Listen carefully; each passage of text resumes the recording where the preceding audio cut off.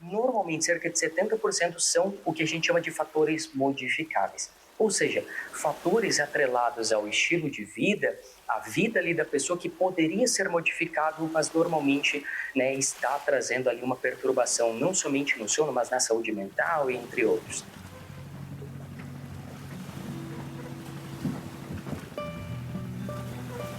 Bem-vindos aos Navegadores, o podcast onde vamos aprender juntos a navegar nos mares da saúde mental. Eu sou Gabriela Viana e vou conduzir nossos papos, que serão sobre saúde mental. Minha jornada nesse tema passa por diferentes áreas de estudo, principalmente a neurociência, saúde mental integrativa e psicologia positiva, mas também teremos diferentes abordagens que fazem parte da minha formação. Se quiser saber mais sobre as minhas áreas de estudo e interesse, dê uma olhada na descrição do podcast nessa plataforma. Que bom que você está aqui para navegar comigo e com os meus convidados. Importante. Saúde mental é coisa séria. Se você está passando por um momento difícil, procure ajuda profissional. As conversas aqui no podcast servem para informar e inspirar, mas não substituem um cuidado individualizado com um especialista.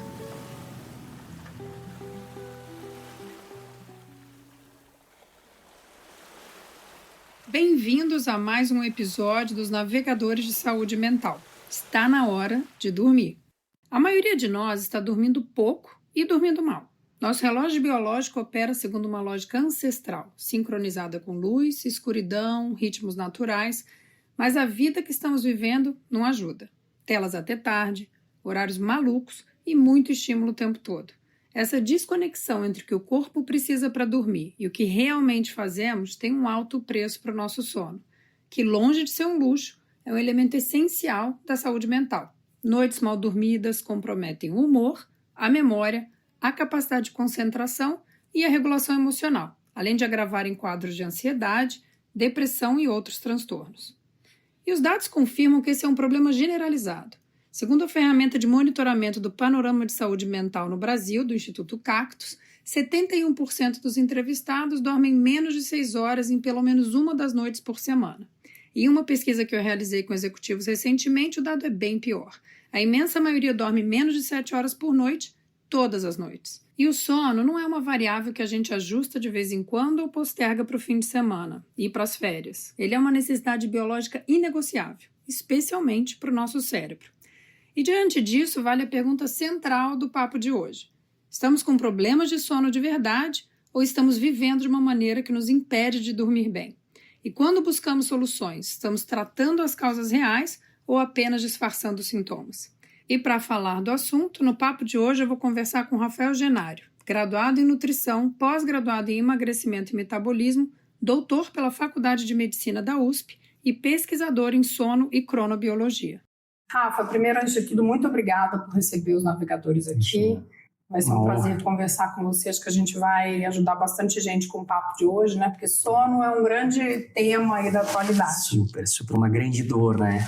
É um prazer é meu. Que ótimo. Então, bom, vou começar como eu normalmente começo, que é do início, né? Como é que surgiu? Eu sei que, né, você tem... Eu já te apresentei, mas eu queria saber como é que surgiu o seu interesse pelo sono, né? Como é que você foi da nutrição para o sono?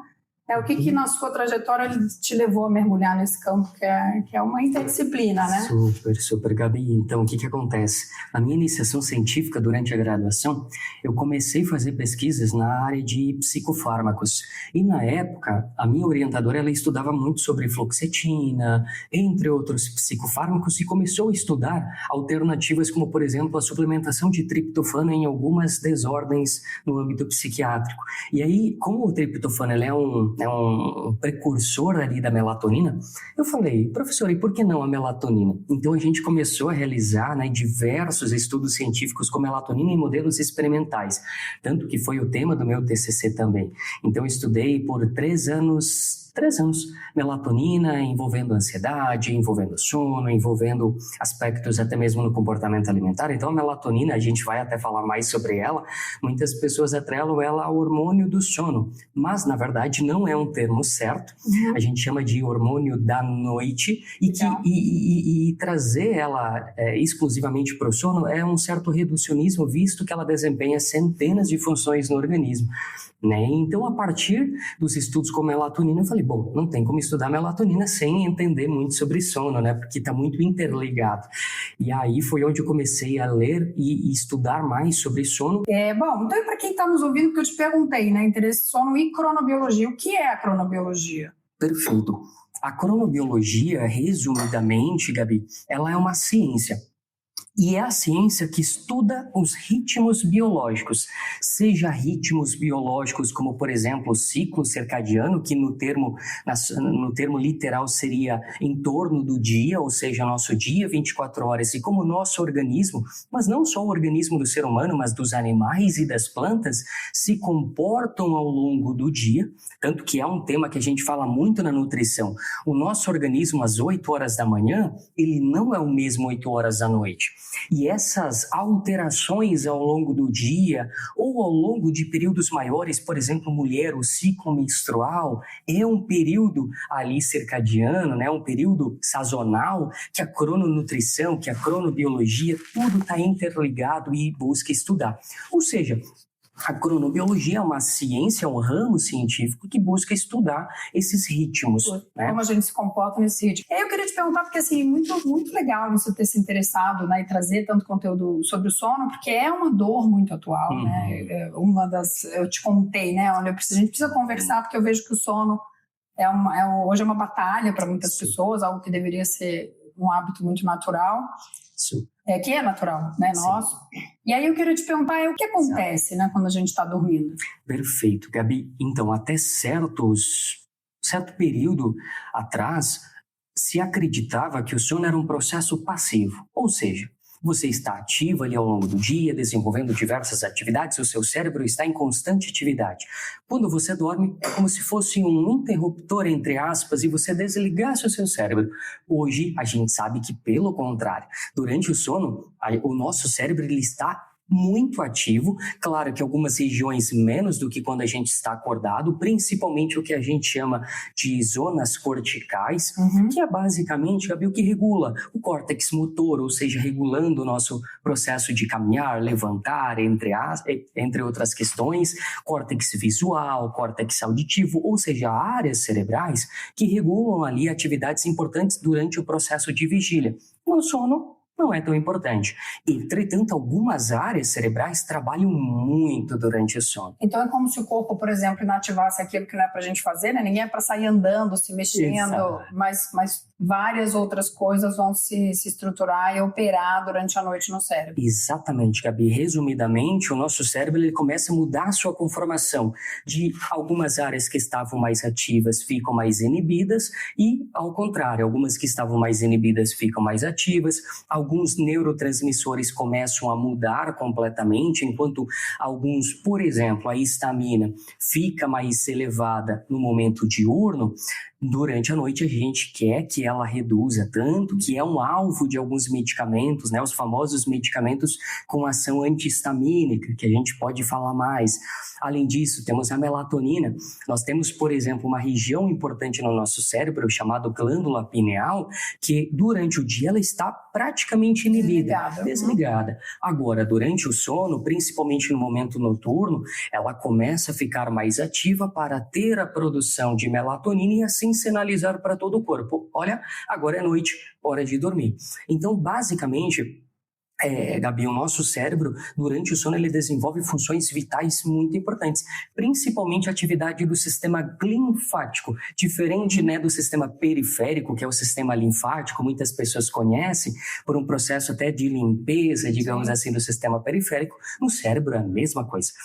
O sistema linfático tem uma atividade majoritariamente expressa durante o sono e tem um processo de limpeza de impurezas, de toxinas, tudo que tem que acontece à noite. Acontece à noite.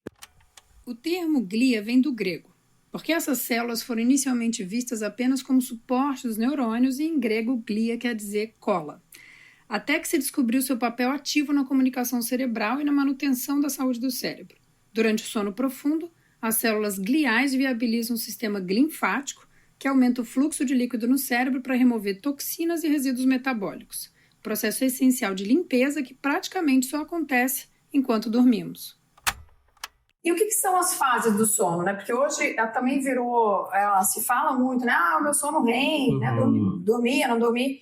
Tem outras fases muito importantes, né? Não é só o sono REM que é importante pra gente, sim, mas eu acho que a gente se fala também com um pouco conhecimento, né? Acho que é legal a gente trazer um pouco mais de informação sobre as fases do sono, quais são, né? Principalmente quais são primeiro, né? Então a gente tem 4 principais fases do sono, que são as fases não REM e a fase REM. Então temos 3 fases não REM, que é a não REM 1, não REM 2 e não REM 3, e o famoso sono REM, que na tradução, né, do inglês seria movimento rápido dos olhos. A gente costuma ver isso principalmente no bebê.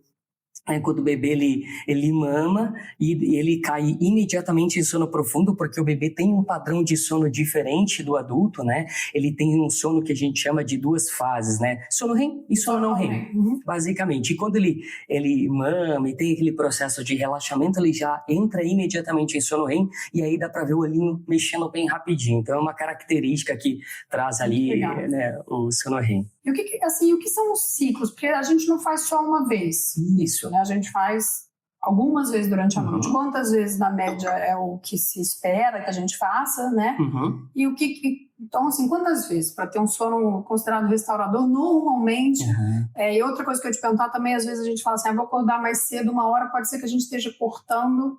Acordei só 1 hora, a gente pode estar cortando uma dessas fases inteiras, né? Ou seja, um prejuízo pode ser, ou ir dormir 1 hora mais tarde, pode ser que a gente esteja cortando. Então, assim, quantos ciclos durante a noite? E quanto dura todo um ciclo e quantos são esperados que a gente tenha durante a noite? Perfeito. Gabi, essa pergunta é muito, muito importante. Por quê?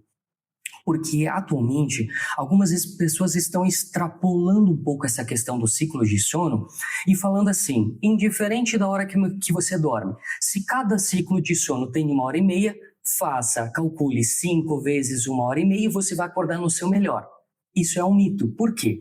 Porque sim, nós temos aproximadamente 5 ciclos de sono, isso quer dizer que eu vou passando pelas fases do sono, volto, terminei um ciclo. Faço a mesma coisa, começo a fase não REM 1, não REM 2, não REM 3, volto para não REM 2, não REM 1, sono REM. Terminei mais um ciclo e assim por diante. Então, normalmente a gente passa por aproximadamente 5 ciclos de sono durando 1h30. Isso é um padrão médio, só que algumas pessoas têm um ciclo mais curto, outras pessoas têm ciclos mais longos. Por isso, Gabi, que quando a gente vai trazer recomendações de tempo de sono, sempre deve ser individualizado, tanto pela questão, né, das faixas etárias, porque nas crianças e adolescentes eles têm mais ciclos de sono e os ciclos são mais longos, são mais duradouros, enquanto que no adulto, mesmo sendo da mesma faixa etária, podemos ter pessoas que têm uma necessidade menor de tempo de sono, normalmente são pessoas que fazem ciclos mais curtos, duração de 1 hora, 1h20, por exemplo, mas também temos pessoas que podem ter ciclos mais longos, por exemplo, ciclos durando 2 horas. E vale destacar também, Gabi, uma informação importante. Não é que a gente tem um padrão, cada ciclo dura 1h30, é uma média. Porém, alguns ciclos podem durar menos, por exemplo, os primeiros ciclos tendem a ser mais curtos, durando 1 hora, por exemplo, e os ciclos finais, o ciclo 4, o ciclo 5, podendo durar 2 horas, por exemplo. Então, por isso que a gente só vai ter uma real noção de como é o meu ciclo de sono fazendo a polissonografia. Que é o exame mais robusto, é o padrão ouro, para que a gente consiga identificar de fato as fases do sono e perceber, aqui a Gabi terminou o ciclo de sono dela, aqui terminou o 2, o 3, o 4, a Gabi só tem 4 ciclos de sono com 1h30, 2 horas cada. Então, cada pessoa é como se fosse, né, a impressão digital, né? Cada pessoa tem o seu sono, é o mesmo sistema. Mas normalmente você vai usar uma polissonografia, né, que é um exame, enfim, né, a pessoa, né, fica com uma série de fios, né, fica com também tem a respiração, batimento cardíaco, ou seja, né, ondas cerebrais, que eu acho que é importante dizer que só a polissonografia faz, né? Exato. Você pede isso quando existe, na verdade, um distúrbio de sono, né? A princípio com higiênico, ou seja, se a pessoa se sente muito bem e restaurada, descansada no dia seguinte, a polissonografia não é necessariamente um pedido. Isso, perfeito, Gabi, exatamente. A polissonografia, ela é normalmente indicada quando há uma queixa ou um sinal que remete para um quadro de distúrbio de sono, principalmente a apneia obstrutiva do sono e também algumas parassonias infantis. Que parassonias é basicamente alguns distúrbios, perturbações no sono atrelados a alguma questão fisiológica ou psicológica muito comum na criança. Por exemplo, terror noturno, síndrome das pernas inquietas, ou uma criança que está tendo muitas queixas no sono e é avaliado, por exemplo, se essa criança não tem uma apneia obstrutiva do sono e que a gente percebe que em grande maioria dos casos de apneia obstrutiva do sono em crianças é devido à amígdala aumentada, o adenoide, né? Uma questão mais anatômica, né? Não necessariamente atrelada à gordura, a não ser em casos muito específicos, como em algumas doenças infantis, como na Prader-Willi e outras condições genéticas que têm como característica obesidade infantil, e isso pode trazer uma questão da apneia do sono. Então, e aí uma pergunta importante, porque aí eu já vou até direto para ela depois que a gente falou de polissonografia, que é os wearables ou os devices, né, os aparelhos que medem, pode ser a pulseira, pode ser o anel. Quando uma pessoa fala, o meu anel diz que eu dormi muito bem, e aí a dúvida que eu tinha, mas assim, não tem onda cerebral, né, no anel. Por exemplo, se eu pusesse o anel, eu vou até dar o exemplo do meu marido, né, que fez uma polissonografia que mostrou um padrão de sono irregular, que não tá bom e tal, mas com a pulseira, era um sono maravilhoso, porque ele realmente, para ele, está dormindo como uma pedra. Sim. Quem estava observando fala, olha, eu acho que não é bem assim. Esses aparelhos, o quanto uma pessoa pode realmente confiar no que ele está dando de resultado, né, sendo que é baseado no algoritmo e não necessariamente todos os sinais que são medidos numa polissonografia? Gabi, essa pergunta também é muito importante, porque como a polissonografia ela acaba tendo um custo elevado e muitas regiões não possuem clínicas especializadas para a polissonografia, os devices, os aparelhos que trazem métricas do sono estão avançando muito nos últimos anos, né? Principalmente no olhar clínico, alguns estão sendo desenvolvidos focados para, né, a análise do sono de uma maneira mais objetiva. Entretanto, Gabi, isso a gente ainda precisa avançar muito, porque aparelhos comprovados cientificamente e que comparam com a polissonografia ainda são poucos. O que a gente percebe em grande totalidade das vezes disponíveis no mercado, que chegam ali no público final, são aparelhos que não foram validados cientificamente. E normalmente eles são métricas mais generalistas, principalmente focadas no desempenho esportivo, né? Como os devices, os smartwatches que trazem gasto calórico, frequência cardíaca e etc.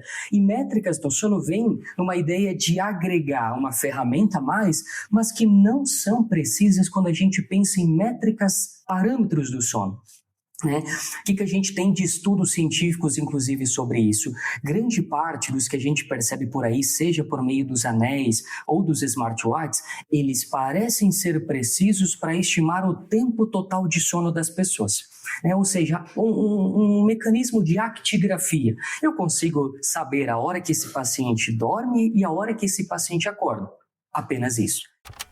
Actígrafos são esses relógios e agora anéis que a gente usa para registrar movimento. Em alguns modelos eles também têm frequência cardíaca, temperatura, mas o sono é inferido indiretamente. Então o aparelho vai saber se você dormiu, durante quanto tempo você dormiu, é alta e a sensibilidade para detectar se você está dormindo ou não, mas ela é baixa e moderada, às vezes até 50%, como o próprio Rafael mencionou, para medir estágios do sono, microdespertares, vigília.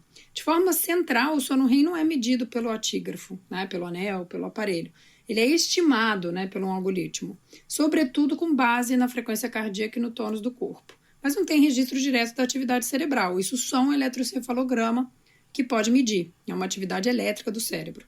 É eletrooculograma, que registra o movimento do olho, eletromiograma, que realmente registra a questão muscular, né, o tônus muscular durante a noite, e isso só uma polissonografia faz. Por isso que é tão preocupante que a pessoa diga que teve um bom sono REM, só usando o relógio ou só usando o anel. É uma estimativa que às vezes vai ficar aí com 50% só de detecção.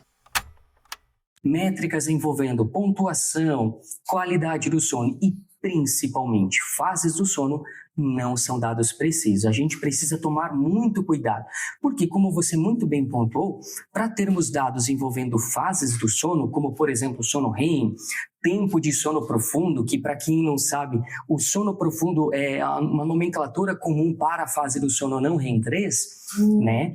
Ou seja, não é o sono REM e o sono profundo, né? Que também tem essa confusão. Basicamente, são os sonos de ondas lentas, né? Que são ali a fase do sono não REM 3, que basicamente, Gabi, são métricas que a gente só vai conseguir, de fato, metrificar de uma maneira confiável através do eletroencefalograma.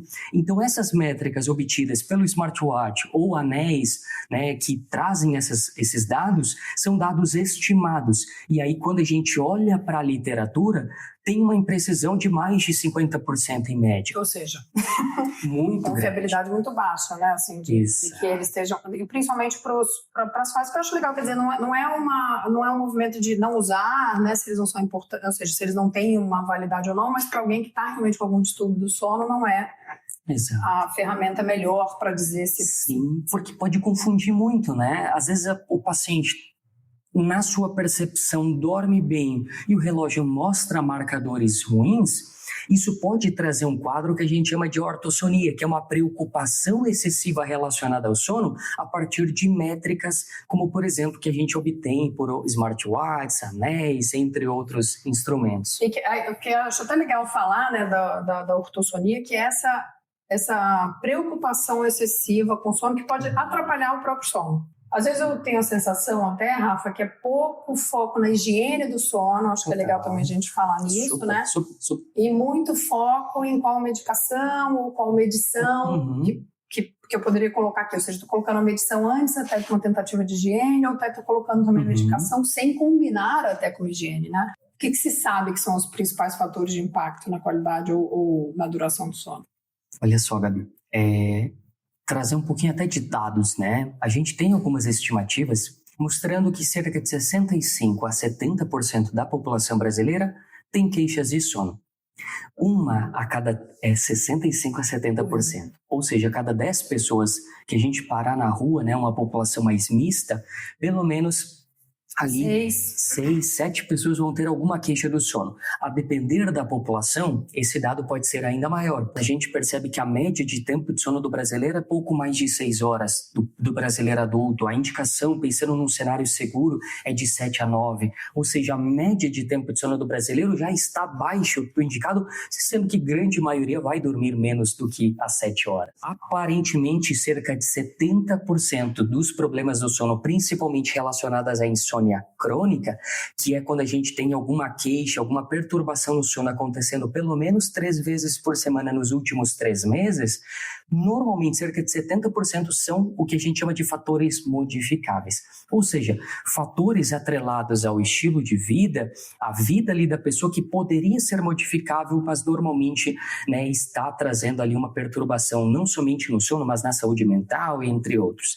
E principalmente quais são os comportamentos, Gabi? Estresse elevado, né, uma saúde mental fragilizada e que não recebe atenção, não há uma busca por ajuda profissional, né, principalmente uma ansiedade, uma depressão. Além disso, hábitos envolvendo o estilo de vida, por exemplo, excessos de estimulantes ao longo do dia, como, por exemplo, da cafeína, energéticos, pré-treinos para quem fazem exercício, outros cuidados, né, o excesso da luminosidade artificial, porque na nossa era moderna, muitas pessoas ficam trabalhando até muito tarde, ou ficam ali expostos mais a uma luz artificial mais branca, a luz azul do celular, dos aparelhos eletrônicos, da televisão.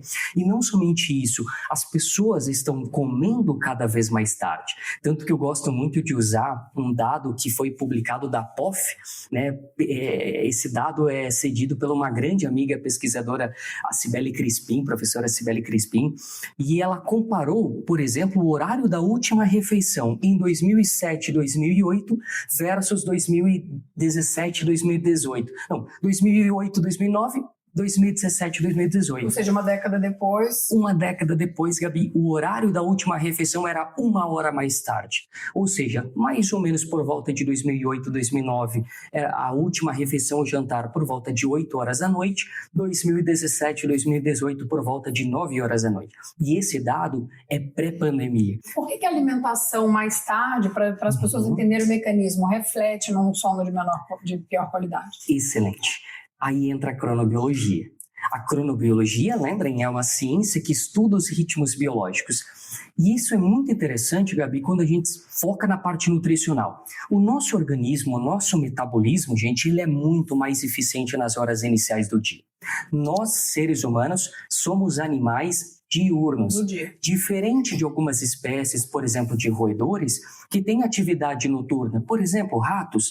Tanto que, a nível de curiosidade, eu entro agora na parte científica, Gabi, estudos científicos com roedores, com ratos, costumam ser realizados à noite, na madrugada. Os pesquisadores sofrem. Os pesquisadores sofrem. Por quê? Porque a gente precisa respeitar ali o ritmo biológico padrão da espécie.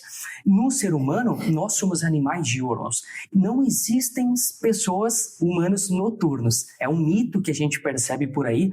Mas eu gosto, o meu organismo foi adaptado para estar ativo de madrugada e dormir do dia. Não, gente. Isso é o que a gente chama de cronorrupção, ou seja, é um comportamento que vai de antemão à nossa cronobiologia, aumentando significativamente o risco para várias doenças. Então, sabendo que o nosso organismo ele é mais eficiente no começo do dia e à noite ele vai, digamos, reduzindo a sua atividade, comportamentos alimentares mais tardios ou com maior teor calórico à noite são fatores de risco para o surgimento tanto da obesidade como de doenças metabólicas. Ou seja, você já está com o metabolismo mais lento e o sono, mas qual é o impacto no sono? Seu corpo está precisando digerir e não relaxa.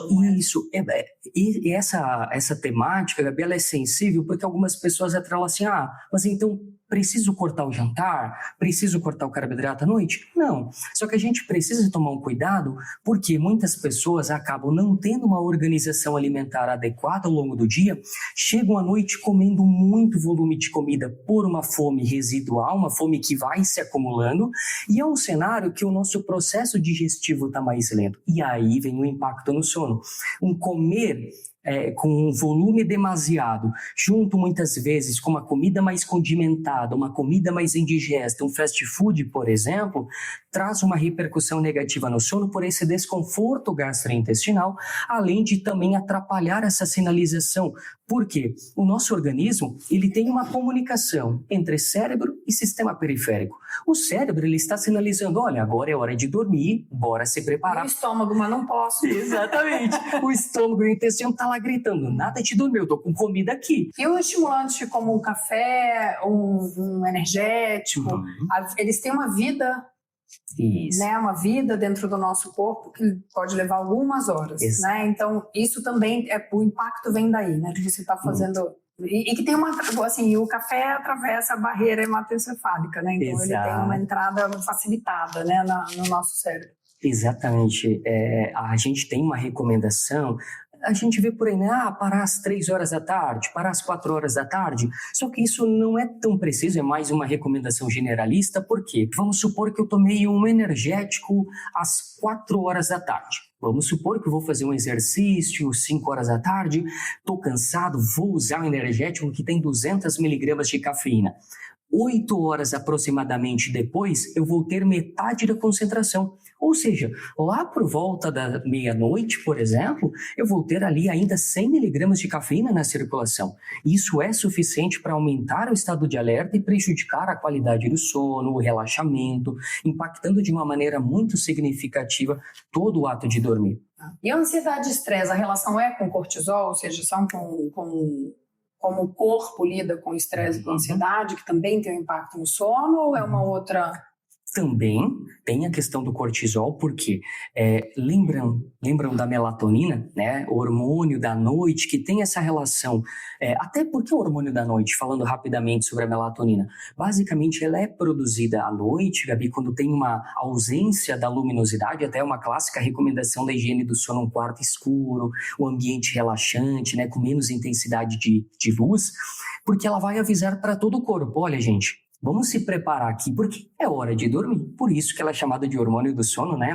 Mas ela basicamente é pista química noturna. Ela não é necessariamente o indutor, ela é quem fala agora nós vamos. Perfeito, perfeito, Gabi. Ela é basicamente só um sinalizador. Olha, é noite. Então, ou seja, para nós seres humanos, hora de dormir. Como a melatonina para nós, ela aumenta durante a noite, ela tem uma ação que a gente chama de ação antagônica ao cortisol, ou seja, eles não se gostam. Se a melatonina está lá presente, o cortisol ele vai baixar.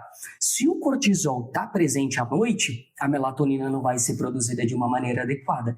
Então, por isso que algumas condições, por exemplo, uma ansiedade mais elevada não tratada, uma depressão maior, ou uma pessoa que tem um estresse crônico, um burnout, por exemplo, uma rotina muito estressante, não somente o cortisol, mas também a norepinefrina, que é uma substância ali que aumenta o estado de alerta localizada no sistema nervoso central, elas não reduzem próxima ali do sono como elas deveriam ser reduzidas. Consequentemente, o sono, né, dificulta o processo de relaxamento, o sono fica mais superficial, menos reparador, podendo trazer mais perturbações no sono, por exemplo. Mas em que momentos, por exemplo, você acredita que é legal entrar realmente com uma medicação? Se quando você entra é uma coisa de longo prazo ou é realmente uma questão mais crítica? E qual é o impacto de tomar uma medicação? E eu acho que tem algumas, né? Alguns tipos de medicação hoje usadas, que às vezes não são nem para o sono, mas que também são usadas, né? A medicação para o sono, ela tem algum impacto nas fases, ou seja, as que a gente tem hoje disponíveis, elas têm um impacto?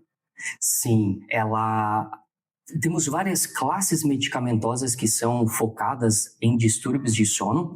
Normalmente, Gabi, para quais situações elas são usadas? Né? Em fenótipos de sono curto. O que seria isso? Né? Pessoas que, por algum motivo, têm um tempo de sono total menos do que 6 horas. Principalmente em condições, né, de quadros de insônia em especial. E sabe que a principal recomendação, principalmente para a classe dos benzodiazepínicos, que a gente tem o famoso alprazolam, clonazepam, temos também, né, um medicamento não benzodiazepínico, mas também em ação do mesmo neurotransmissor, né, o neurotransmissor GABA, o famoso zolpidem, né, entre outros, as famosas drogas Z. Que a gente está falando de benzodiazepínico, né? Você deu os nomes, né, né, ou seja, os nomes não comerciais dos benzodiazepínicos. Isso. Quando a gente fala do zolpidem, aí já não é uma categoria benzodiazepínica, é uma categoria hipnótica. Correto? Isso, exatamente, que ele é um hipnótico não benzodiazepínico, mas ação no mesmo local que os benzodiazepínicos, que eles têm o efeito de sedação. Né, de realmente induzir o sono. Só que, entretanto, Gabi, a recomendação, inclusive nas guidelines, é um uso curto, 4 a 6 semanas, por exemplo. Máximo de uso dessas medicações. Exato. Por quê? Porque o medicamento, ele vai estar agindo no sintoma, mas não raiz do problema. Um bom médico, uma boa equipe profissional vai utilizar em casos específicos o medicamento, mas buscar trazer uma resolução, né, da raiz do problema. Ou seja, ele vai botar essa pessoa numa regulação melhor, né? Porque realmente uma falta crônica de sono, especialmente com o transtorno mental, né? Ela é muito debilitante.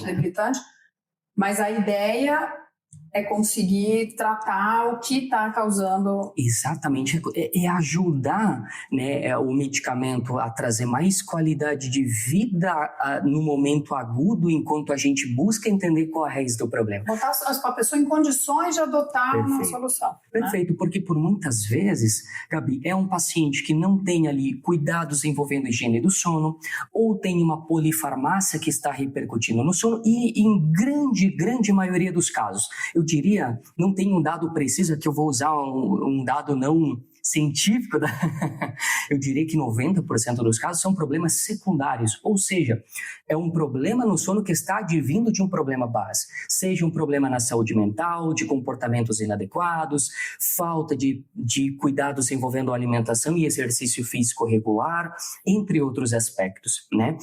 muitos medicamentos auxiliam com que o paciente consiga, entre aspas, dormir.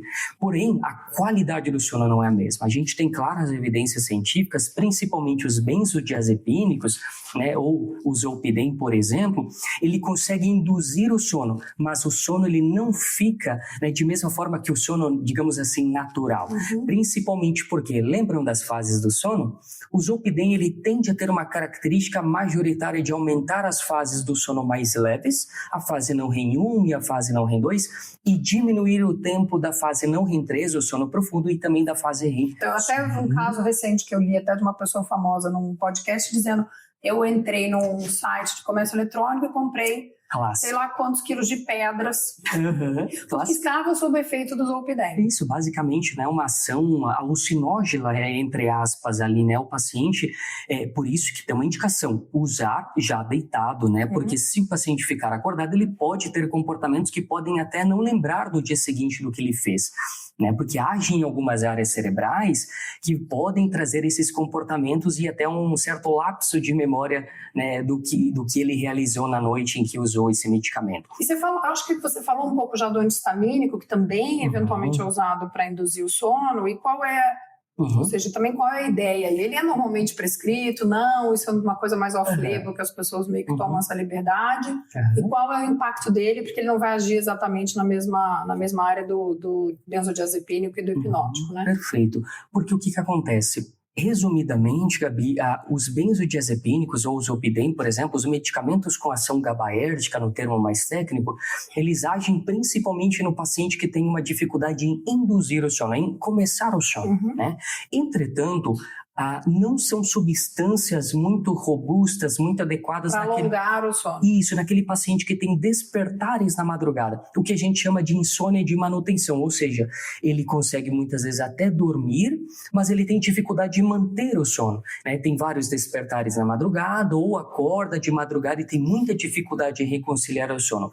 Nesses casos, tem sido adotado, mas no uso off-label, principalmente medicamentos antihistamínicos, como o famoso Donarém, Mirtazapina. O Donarém, ele, além dele é um antihistamínico, porque ele também tem um efeito, eventualmente, antidepressivo. Isso, né? A principal ação dele, né, e dessa classe antihistamínica voltada para o sono, entre aspas, são medicamentos com ação antipsicótica e antidepressiva. E é uma ação secundária, como se fosse, entre aspas, um colateral. Ele reduz a histamina. Isso, e aí, tanto que, claro, normalmente as doses são diferentes. Quando é usado, por exemplo, na insônia de manutenção, a dose é menor do que quando é usado em pacientes com surtos psicóticos ou depressão, por exemplo.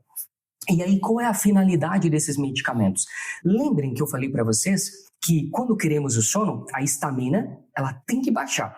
E enquanto estamos ativos, por exemplo, agora, no momento diurno, a histamina fica alta, porque ela ativa as áreas corticais que falamos previamente. Então, a histamina, por algum motivo, seja atrelado, por exemplo, junto com o cortisol e a norepinefrina, em cenários de ansiedade, cenários de uma higiene do sono inadequada, essa histamina ela não reduz como ela deveria reduzir. E aí a área cortical, que deveria estar mais inibida, digamos assim, ativa.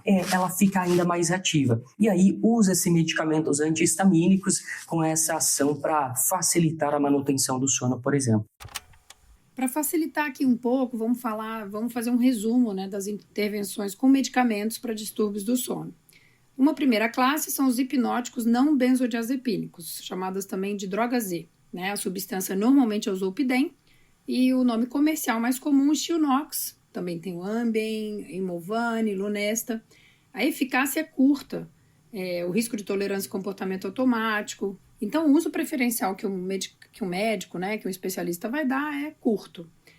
Depois a gente tem os benzodiazepínicos, né, clonazepam, lorazepam, alprazolam, diazepam, que você vai conhecer comercialmente como Rivotril, Ativan, Frontal, Valium. Tem uma sedação bem eficaz, você sabe que provavelmente você também conhece, porque alguns deles são usados, né, a maioria deles é usado também para distúrbio de ansiedade, mas eles também têm um risco de causar dependência, têm um prejuízo cognitivo, têm prejuízo para a arquitetura do sono, então eles são usados realmente em breve período, normalmente também associado se você tem um transtorno de ansiedade, e o médico vai muito provavelmente descontinuar esse uso mais emergencial para passar para uma medicação mais de base. A gente também tem os antidepressivos sedativos, são frequentemente usados o que a gente chama de off-label. O que é off-label? Uma prescrição de medicamento que não está na indicação aprovada em bula, mas não quer dizer que isso não é feito. Isso é feito, né? Os médicos têm essa autonomia, né? Pela experiência, né? Uma prática comum na medicina e baseada em evidência, na experiência clínica de cada médico e num consenso profissional também. As substâncias, nesse caso, podem ser a trazodona, doxepina, com uma dose baixa, mirtazapina, ou seja, o Donarém, né? Para dar um exemplo, né? Então, ele também é útil quando você tem uma comorbidade, né? Quando você tem outro quadro, ansiedade, né? Algum distúrbio de humor. Mas ele tem aí alguns efeitos, né? E é por isso também que o médico tende a pensar se esse é uma melhor indicação. Mas muitas vezes é uma indicação razoável, especialmente se você tem um quadro de ansiedade ou de depressão junto. A gente também tem os antipsicóticos sedativos, né? A quetiapina, por exemplo. E aí um nome comercial poderia ser o Seroquel. É uma sedação bem potente. Normalmente é evitado como primeira linha se é só insônia, mas é utilizado quando a pessoa tem algum outro quadro combinado, né? Uma depressão, um transtorno bipolar. E a gente tem os agonistas, né? Da melatonina, a própria melatonina. O que é um agonista? Ele é um perfil de segurança favorável, né? Seguro nesse caso, e ele vai reproduzir biologicamente o mesmo efeito da melatonina que a gente mesmo produz. Sem esquecer também dos antihistamínicos sedativos, né? Difenidramina, prometazina, aí você vai achar Benadryl, Fenergan. E as farmácias americanas, né? Também normalmente vendem com o nome de Sleep Aid, Zezequil. Eles têm que ser usados ocasionalmente, né? Eles podem dar insônia de rebote, eles têm um efeito anticolinérgico, ou seja, às vezes você fica com a boca seca, dificuldade de concentração. Ele induz o sono, mas atrapalha o sono REM. E por último, relaxante muscular, muito raramente é prescrito por um médico. Ele pode ser usado ocasionalmente se a dor é um fato que impede o sono, mas não são medicamentos para o sono, também nem para off-label, né? Não são considerados um medicamento off-label para o sono.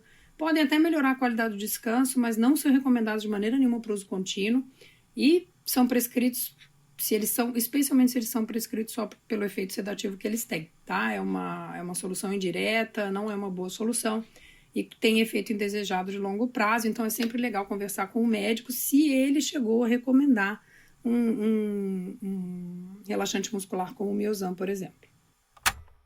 Então, aí falando um pouco da questão da nutrição, né? Assim, ou, por exemplo, com os efeitos nocivos de estar eventualmente com uma nutrição que não está adequada, por exemplo, com obesidade ou, enfim, a falta de algum nutriente importante que também tem uma relação no sono. Qual é a relação hoje que você vê maior entre suas duas disciplinas, né? Sim, verdade. E é uma relação bidirecional sabidamente há muitos anos. Temos, inclusive, desde o início dos anos 2000, temos uma grande pesquisadora, a doutora Eve Van Cauter. Ela é uma pesquisadora americana fenomenal e ela já trazia essa discussão. Muito tem se falado, por exemplo, do aumento da prevalência de obesidade lá no começo dos anos 2000. E muito se falava sobre nutrição, exercício, saúde mental e de uma maneira importante, mas pouco se falava sobre a relação do sono. Né? Como? Eu tenho muita fome quando eu durmo mal. E de fato é uma relação muito forte. Tanto, Gabi, que, por exemplo, o sono, eu gosto muito de usar a analogia dele como o maestro da orquestra. Ele que faz com que a nossa sinfonia, né, esteja em harmonia, esteja bem, funcionando adequadamente. E aí, quando o sono está prejudicado, algum sistema do nosso corpo, agudamente ou cronicamente, vai ser afetado. Dentre eles, essa regulação de fome e saciedade. A gente tem estudos muito contundentes já na literatura, inclusive nessa semana mesmo fui banca de um TCC nessa temática, que mostra que dormir mal ou dormir pouco altera hormônios de fome e saciedade, fazendo com que o nosso apetite aumente, a nossa saciedade ao longo do dia reduza e a nossa vontade por alimentos prazerosos, mais palatáveis, docinho, ultraprocessado, fast food, aumente. Ou seja, é um cenário muito ruim, porque o próprio prejuízo no sono já repercute negativamente no metabolismo, no bom funcionamento do organismo, além de aumentar, né, a busca por alimentos que são mais calóricos. A gente tem alguns estudos mostrando que dormir, por exemplo, menos do que 5 horas por noite aumenta o consumo calórico em aproximadamente 400 calorias por dia. E aí, falando um pouquinho do sono ao longo das etapas da vida, né? Assim, qual é a importância do sono para criança, que também tem, você mesmo, né, mencionou, tem um padrão de sono diferente, quando fica adolescente a gente também sabe que já começa a ter uma certa diferença. O que acontece entre nessa fase, crianças e adolescentes, quais são as características e a importância do sono para essa faixa etária? Perfeito. E isso traz um pouco do tema que falamos anteriormente, né, de forma rápida, sobre como a faixa etária tem uma necessidade diferente de sono. Uma criança recém-nascida tem muitas vezes uma necessidade de tempo de sono de 14 a 17 horas por dia. Ainda bem. Exato. Elas podiam dormir mais, elas podiam escolher melhor os horários, mas dormem bastante. Sabe o que acontece, né? A criança, eu gosto muito de trazer essa temática, porque o bebê, ele demora alguns meses até organizar o reloginho biológico dele, né? E conforme vai envelhecendo, né, a necessidade de tempo de sono vai reduzindo, mas principalmente na infância, ali onde tem o maior estirão de desenvolvimento, crescimento. O cérebro tem, né, um desenvolvimento muito grande. Exatamente, é onde a necessidade de tempo de sono é maior para que esses processos aconteçam da maneira adequada. Aprendizado, né, organizar o cérebro, né, que está sendo muito demandado. Super, Gabi. Tanto é que não somente a nossa memória no olhar cognitivo, além de aprendizado, criatividade, raciocínio lógico, entre outros aspectos, mas até a nossa memória imunológica, tudo é consolidado, fortalecido, né, reformulado no momento do sono. Então, a criança em desenvolvimento tem uma necessidade maior de sono, tendo um cuidado fundamental no sono nessas faixas etárias ali na criança em idade escolar, por exemplo, né? Muitas crianças... absorção do conteúdo, né? Aliás, Rafa, eu ia te perguntar isso, porque também as escolas, né, em alguns países já se tem um entendimento, especialmente na adolescência, que elas não deveriam começar tão cedo, né? Exato. A criança, o adolescente tem um ciclo da melatonina diferente do nosso. Mas voltando só na criança rapidinho antes de entrar no adolescente, que eu acho que também é uma faixa etária que está com sono muito prejudicado, né? Muito. O hormônio do crescimento, porque é um argumento que a gente quer crescer, dorme, né? Qual é o impacto do hormônio, do crescimento, né? Do sono no crescimento da Excelente. Essa pergunta é muito bacana, eu adoro estudar endocrinologia, então é um tema que eu gosto muito de trazer nas palestras ou nos cursos, né, para profissionais, porque o hormônio do crescimento, ele tem o que a gente chama de perfil pulsátil. Ou seja, o hormônio do crescimento, ele não faz uma curva de agora eu aumentei, agora eu reduzi. Não, ele dá um pico. Picos ao longo do dia. E o principal pico, Gabi, é no sono. Principalmente na fase do sono não REM 3, conhecido como sono profundo. Né? Então o GH, né, o hormônio do crescimento, ao longo do dia ele é produzido muito pouco. A maior concentração dele acontece principalmente durante o sono. Por isso que a gente fala, né, para crescer tem que dormir bem, né, e dormir o tempo adequado, porque justamente, né, ele vai sendo produzido com picos ao longo da noite, e também ter um sono reparador. Se aquela criança tem um sono agitado, não tem cuidados na higiene do sono, não tem um controle dos pais no horário de dormir e acordar, ou cuidado com as redes sociais e televisão, esse sono pode ser mais conturbado e o hormônio do crescimento ter uma produção mais defasada ali. Aí me dá uma curiosidade, para quem hoje, né, assim, que o hormônio do crescimento é muito importante nos adultos também para manter, nas mulheres principalmente, né, manter a musculatura, que aí você mantém a saúde óssea, né, que a gente tem uma perda bastante importante, especialmente entre mulheres. Tem um impacto de dormir, tá se matando na musculação. Você precisa, né, do hormônio do crescimento, faz parte dos seus resultados. Também tem um impacto para adultos? Muito grande, Gabi. Porque... Malhei, dormi mal. E sabe que acontece não só no hormônio do crescimento, mas na testosterona, por exemplo, que não só o homem, mas a mulher também produz, e a gente sabe que também tem um impacto muito grande diretamente a nível molecular na síntese proteica, ou seja, o quanto o meu músculo constrói de proteína.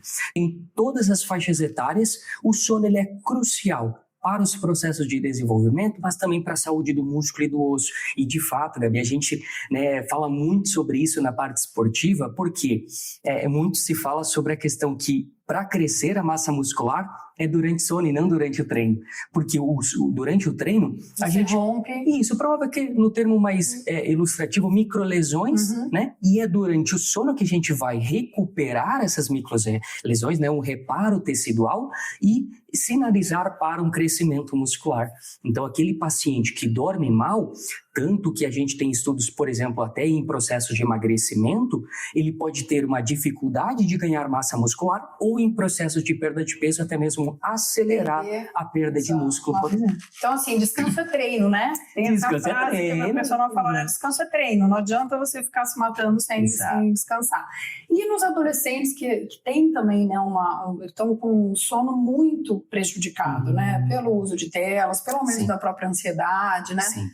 Qual é, para a regulação emocional, com certeza, uma conversa que eu tenho sempre, olha, não tem como ficar bem se tem um impacto importante do sono.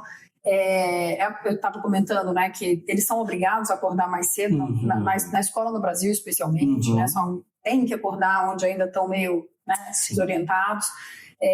O pediatra da minha filha, por exemplo, falou, se ela não tem fome de manhã, não força, porque não tá... Talvez não é o reloginho dela é diferente. Não está funcionando, então tenta, né, mandar um lanche mais reforçado e tal. Qual é o impacto para o adolescente também dessa... Sim, e de fato essa é uma temática de saúde pública, né? A gente até comentou previamente sobre isso. Temos vários grupos de pesquisa aqui no Brasil, em especial é uma professora na URGS, se não me engano é Tereza Paz, mas o que ela traz é essa temática que o horário escolar no Brasil, em especial, começa muito cedo.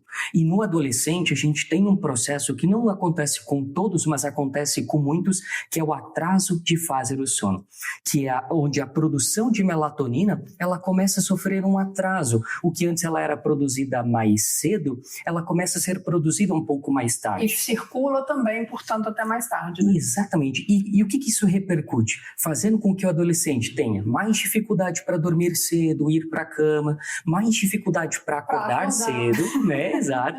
E aí vem até uma interpretação equivocada em muitos adolescentes. Olha, aquele adolescente está preguiçoso, está sendo negligente, desatento. Mas não, muitas vezes é uma questão orgânica dele, ele está lutando contra o organismo, precisando acordar em um horário que não está alinhado com o seu relógio biológico naquela fase. E na menopausa? Por que o sono piora tanto, né? Assim, em muitos casos, né? Insônia se torna quase que, assim, é muito comum, né? Que a insônia seja uma das características da menopausa. O que acontece durante a menopausa com o sono? Perfeito. Como o sono, ele é um processo complexo, não somente neurotransmissores, mas alguns hormônios também estão interligados com a regulação do sono. Dentre eles, o estrogênio. É um hormônio que, principalmente na menopausa, pode sofrer flutuações mais abruptas em algumas mulheres. Enquanto ele não vai embora, né? Exato. Vai flutuando, vai indo embora. Exato. E não só na mulher, né? E no homem pode acontecer também, a depender, por exemplo, de um quadro de obesidade, onde começa a alterar bastante essa regulação hormonal, mas focando principalmente na mulher, não somente o estrogênio, mas também a progesterona, sofrem bastante alterações ali, principalmente no período da menopausa. E, consequentemente, não somente essas alterações hormonais, mas alguns colaterais, né, na menopausa, por exemplo, os fogachos, costumam acontecer principalmente no período noturno. Então, são alterações hormonais e alguns sintomas do período do climatério que acabam repercutindo diretamente no sono, trazendo um risco aumentado para doenças do sono, em especial a insônia no período da menopausa. Então, nesses casos em especial, a gente percebe que aquela mulher que precisa de uma reposição hormonal, por exemplo, e está passando por perturbação no sono, quando consegue ajustar esse eixo hormonal, junto com o cuidado, até mesmo temos intervenções, até mesmo fitoterápicas para reduzir o fogacho noturno, a gente consegue melhorar aspectos, né, ali no sono que foram prejudicados nesse período. Eu acho que é sempre importante dizer também que para as mulheres que não podem, né, que não podem fazer a reposição, que tem outros também, tem vários outros manejos, né, que podem ser feitos, buscar ajuda. E aí isso me leva até uma pergunta importante. Tem algum tipo de exercício que é melhor ou pior, ou horário de fazer exercício, que é melhor ou pior para o sono? Legal, excelente pergunta, Gabi, porque assim, o mais importante é a gente ver que, de mesma forma que na nutrição, no exercício é uma relação bidirecional. Ou seja, um sono adequado ele tem uma importância gigantesca para a performance, para a massa muscular, como falamos, para um bom desempenho no exercício. Mas também o exercício ele pode beneficiar o sono ou prejudicar. O que a gente olha na literatura? Não há um melhor exercício. O importante é se manter ativo fisicamente. O contexto é muito de acordo com a nutrição. Não existe um único alimento, né? Não tem bala de prata, né? Exato. O importante é o contexto. Como que está o contexto nutricional? Como que está o contexto de composição corporal, por exemplo, percentual de gordura, massa muscular. No exercício, a mesma situação. Não existe um melhor exercício. O importante é estar ativo fisicamente, porque isso traz, né, vários benefícios para a noite de sono, mas há um cuidado. Há um cuidado principalmente com exercícios próximo de dormir, em especial aqueles de alta intensidade. Porque quando queremos relaxar e preparar o nosso organismo para o sono, a gente quer tudo ao contrário do que acontece em um exercício de alta intensidade. Para dormirmos, queremos uma redução na frequência cardíaca, redução na pressão arterial, redução da temperatura corporal, tanto que na fase do sono não REM 3, o sono profundo, a gente reduz quase 2 graus da temperatura corporal. E no exercício de alta intensidade, o que acontece? A gente aumenta o estado de alerta, aumenta a cortisol, aumenta a norepinefrina. Né? Então, tudo elevando o estado de alerta e prejudicando o processo de relaxamento. Vamos fazer uma yoga, né? À noite, quando for mais tarde, vamos fazer uma yoga, deixar para correr. É um processo relaxante, um alongamento, né? Ou caso, a gente tem a questão da vida real. Tem pacientes que só conseguem treinar à noite. De preferência, né, fazer o exercício o mais longe possível, né? E quando chegar em casa, já fazer um processo de relaxamento, né? Já começar a tomar um banho relaxante, fazer um chá calmante, já diminuir a intensidade da luz. Sinalizando para o corpo. Isso, para ir ajudando no processo. Só podia malhar esse horário, mas vamos. Legal. Isso. E dos idosos? Existe parece existir uma redução do sono durante a noite, especialmente, né? Às vezes cochila mais durante o dia, dorme menos à noite. É esperado. Gabi, então o que ou não relevar, porque às vezes a gente revela, né? Assim, a gente releva, sintomas na idade avançada, né? A gente falou muito sobre isso na doença neurodegenerativa, tá mais lento, porque e às vezes não, já pode ser uma incidência de alguma outra coisa, ou seja, um padrão de sono muito alterado. É esperado? Quando é que... Não é esperado. A gente sabe que há algumas alterações inerentes ao envelhecimento, principalmente aquela glândula pineal que eu comentei com vocês, que é a glândula que produz melatonina, ela tende a ir se calcificando ao longo do passar da vida. Então, a produção de melatonina, a gente sabe que ela fica menor com o passar dos anos, de fato. Entretanto, a gente não espera, não é fisiológico perturbações de sono nessa idade. Ou seja, não é para levar tudo bem. Tá tudo bem, é normal da idade. Não é normal. É um idoso que tem cuidados com o seu estilo de vida e com o sono, ele consegue ter um sono com ótima qualidade de tempo suficiente. Até parece que há uma redução de uma necessidade de sono. Às vezes o idoso dorme um pouquinho menos mesmo, né? Em torno de 7, às vezes até 6 horas. Mas não pode ser uma coisa radicalmente diferente. Exato, um quadro de insônia. Importante até porque a limpeza de toxinas, né, para doenças neurodegenerativas, né, uma demência.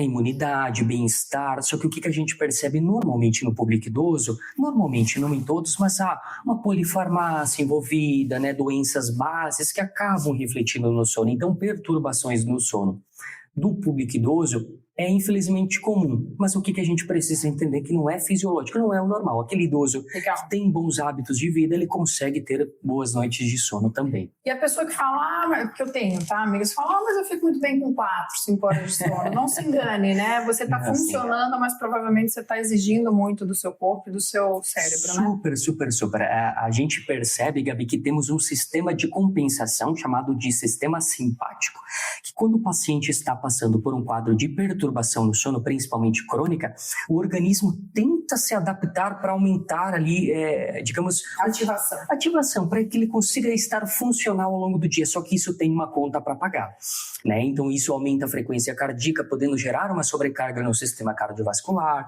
pode trazer um impacto negativo no metabolismo, então é contundente. Dormir menos do que 7 horas, né, para o público adulto já aumenta o risco para algumas doenças. Não existe milagre, né? Não existe milagre e principalmente, pessoas que dormem 5 horas ou menos é um cenário que a gente chama de privação de sono crônica e grave. É onde a gente começa a perceber os riscos maiores. Até cardíacos, né? Tem um risco cardíaco importante para quem dorme mal. E eu ia te perguntar sobre a questão da gordura visceral, por exemplo, para quem está roncando, né? A gente acabou tendo essa conversa antes da gravação. Qual é o impacto da obesidade que você falou? Quer dizer, por que isso impacta no sono? Perfeito. A obesidade per si, né, o excesso de gordura, principalmente na região abdominal, ela já pode trazer uma repercussão negativa no sono, envolvendo questões de percepção do indivíduo na cama. Por exemplo, um desconforto para ficar se mexendo na cama, posicionamento, entre outros aspectos. Mas o principal problema, Gabi, está na questão da qualidade e um risco para a apneia obstrutiva do sono. Né? A obesidade é o principal fator de risco para o surgimento de apneia. E não precisa ser uma obesidade, pode ser um sobrepeso ali, por exemplo, na região abdominal, que já pressiona. Exato. Principalmente aquele paciente que tem um risco aumentado para desenvolver, né, acumular mais gordura na região abdominal e na região de pescoço. Porque a gente tem uma passagem de ar, né, ali pela região de faringe, e quando temos maior acúmulo de gordura nessa região, a famosa papada que tem uma preocupação estética, mas em especial funcional, essa passagem de ar começa a ser obstruída, parcialmente ou até totalmente, tirando os quadros de apneia, quando o paciente dorme principalmente com a barriga para cima. Então, o excesso de gordura nessa região de pescoço e na região abdominal dificulta muito a respiração à noite, gerando ronco e gerando eventos de pausas na respiração e, consequentemente... Conhecidos como propneia, Exato, né? conhecido. Então, assim, começou a roncar todo dia, ou seja, roncar de vez em quando, né? Mas roncar todo dia. Tenho mais duas perguntas só. A primeira é induzir o sono com álcool. Aquela tacinha de vinho. Não tem nada contra, mas assim, qual é o impacto de você eventualmente usar, né, uma substância, por exemplo, como álcool para dormir? Perfeito. Se for esporádico, ok, né? Adoramos um vinhozinho. Entretanto, há uma certa interpretação equivocada de que eu usei álcool, dormi melhor.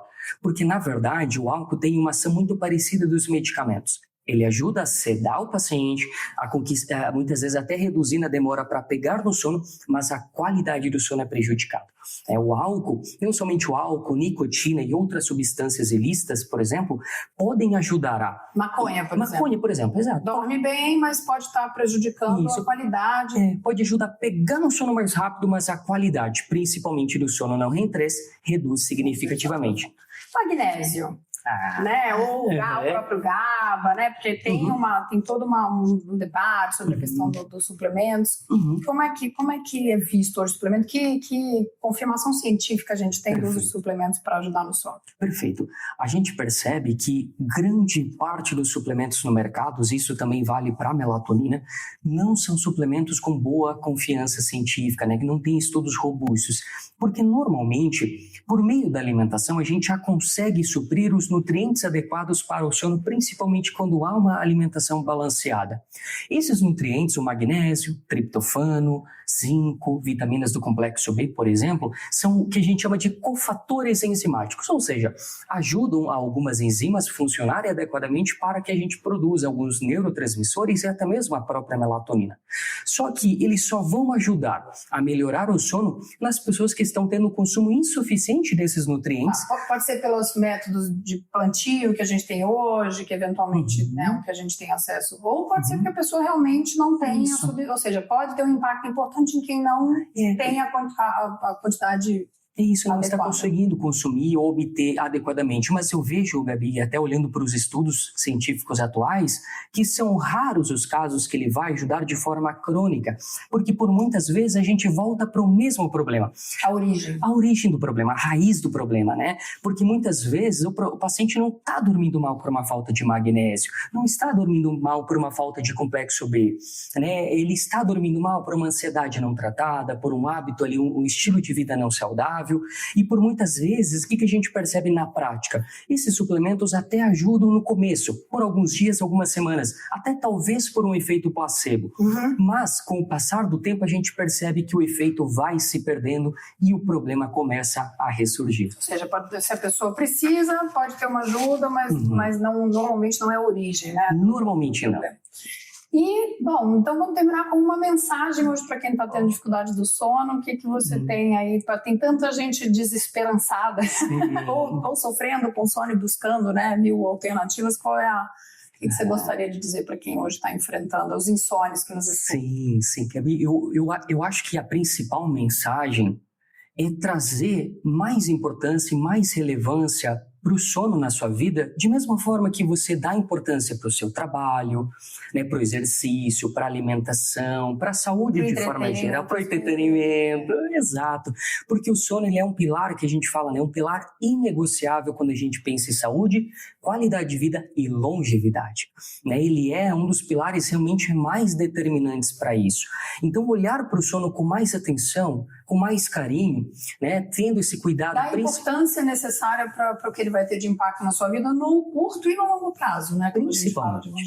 Exato, e aí olhar para mais atenção para a higiene do sono, né? Acredito que todo mundo já ouviu falar da higiene do sono, mas principalmente ter um ritual do sono. E o ritual do sono começa lá quando a gente acorda, né? Se exercitar, ter uma boa alimentação, estar ativo fisicamente, ter cuidado com a saúde mental. Se expor dia, né? Independente se expor mais à luz, né? Porque se você acorda e vai direto para o seu escritório, né? Fechado, o corpo também não está identificando que o dia começou, né? Tem uma maior dificuldade. Super, e querendo ou não, né? É olhar para o problema do sono, para quem está tendo queixas de sono, olhar para um problema realmente importante, né? E procurar ajuda profissional. Porque por muitas vezes é um problema com resolução, mas que está impactando muito a qualidade de vida e o bem-estar. Então muitas vezes a gente tem um problema de saúde, procura uma ajuda profissional, o problema do sono é de mesma forma. É um problema de saúde. É um problema de saúde muito grande, muito prevalente e que realmente impacta muito na qualidade de vida. E tem solução, né? Acho que é legal dizer, tem solução, muitas vezes, e na maioria das vezes ela não vai ser uma solução complexa. Né? Vai ser uma mudança de hábito. Legal. Exato. Rafa, eu queria te agradecer imensamente. Imagina, eu que agradeço. Muito obrigada aí por contribuir com os navegadores. Imagina, eu que agradeço. Foi um prazer enorme participar, Gabi. Fico muito feliz pelo convite e espero que o pessoal tenha gostado. E durmam bem. Maravilha. Obrigada. Imagina.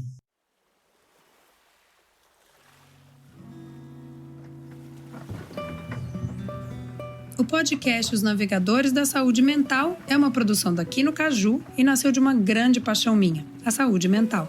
Eu espero que esse episódio tenha tocado você de alguma forma e que possamos seguir juntos com vários papos que nos ajudem a navegar por esse mar que é complexo, mas que é cheio de caminhos, saídas e lindas rotas. Eu sou a Gabriela Viana e te espero no próximo episódio. Até lá!